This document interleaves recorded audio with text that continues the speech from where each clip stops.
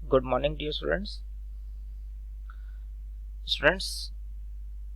Business studies में हमारा second chapter चल रहा था फॉर्म्स ऑफ बिजनेस ऑर्गेनाइजेशन। ठीक है, इसमें हमारा जो थर्ड स्टेप चल रहा था पार्टनरशिप के बारे में हम जान रहे थे। तो हमने जो कल पार्टनरशिप के बारे में जाना था, एक बार फिर से उसको रिकैप करते हैं।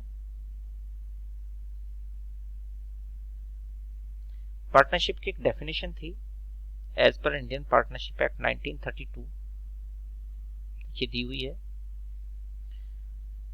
Partnership is the relationship between two or more persons who have agreed to share the profit of a business which is carried by all or any one of them acting for all। हमने इसके features भी बताए थे आप लोगों को कि partnership में एक रिलेशनशिप है। नंबर वन, अगर आप फीचर्स के रूप में ये लिखना चाहें ना, जो मैं भी बता रहा हूं, तो ये भी लिख सकते हैं आप। नंबर वन रिलेशनशिप मतलब बिजनेस रिलेशनशिप। क्या है number one? Business relationship between persons, यानी कि two or more persons. Business में पार्टनर्स होते हैं दो या दो से ज्यादा। हु हैव एग्रीड वर्ड आ रहा है, यानी agreement may be in written or oral to share the profit of a business. Sharing profit, ये आपका एक पॉइंट बन गया। Carried by all or any one of them acting for all, यानी कि कंट्रीब्यूशन बाय ऑल। तो ये 5 to 6 points यहां से निकल के आते हैं, तो ये आप इसको लिख सकते हैं। ठीक है, फीचर्स ये भी लिख सकते हैं जो मैंने बताए हैं, इनको भी आप लिख सकते हैं।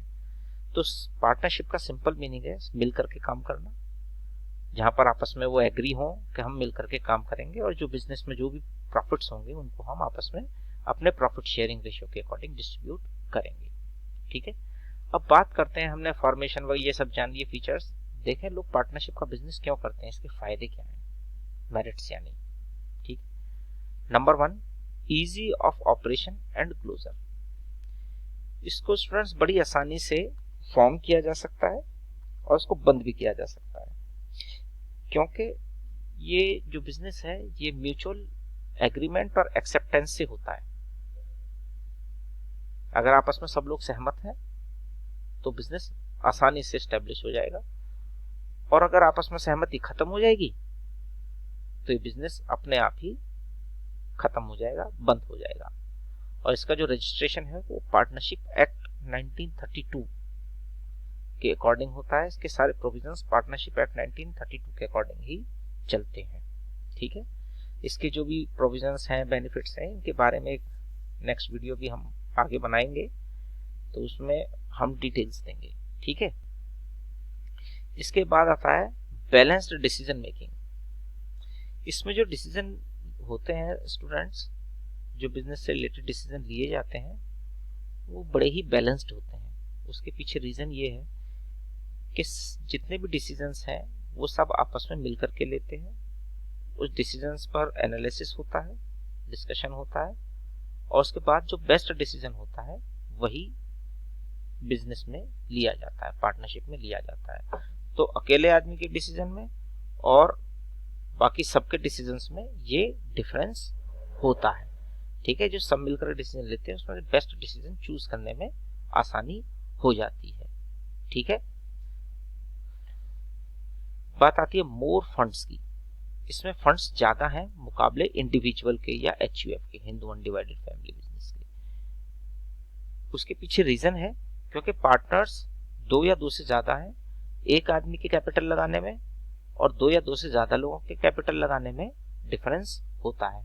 ठीक है, तो मुकाबले दूसरे बिजनेस के, इंडिविजुअल बिजनेस के, सोल प्रोप्राइटरशिप के, इसमें फंड्स ज्यादा लगते हैं। ठीक है, देख सकते हैं in a partnership the capital is contributed by a member of partners, क्योंकि इसमें जो कैपिटल लगती है वो बहुत सारे मेंबर मिलकर के लगाते हैं।